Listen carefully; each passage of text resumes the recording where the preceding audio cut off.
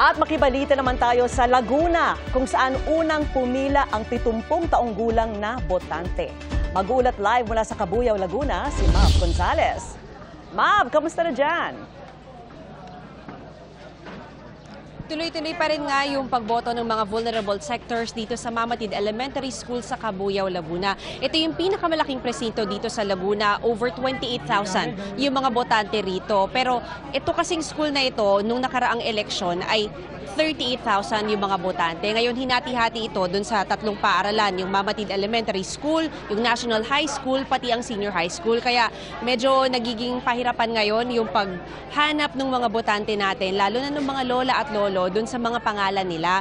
Dahil yung ibang mga presinto na nakasanayan nila na dito sila bumoboto, nalipat sa ibang school. Meron namang mga help desk na nandito, merong PPCRV, nandito rin yung mga guro natin para tumulong dun sa mga lolo at lola natin. Inaasahan natin na mamayang alas 7 ng umaga ay talagang dadagsana yung bulto ng mga botante rito. Sa ngayon, actually, meron ng pila dun sa labas ng mga classroom para dun sa mga gustong bumoto. Pero yun nga, ang nagiging issue pa lang naman dito ay yung paghahanap ng mga pangalan nila dahil merong mga botante na nalipat na ng school kung saan sila boboto. Yan muna ang latest mula dito sa Laguna. Mula rito sa Cabuyao, Laguna, ako si Mav Gonzales ng GMA Integrated News. Dapat totoo sa Election 2025.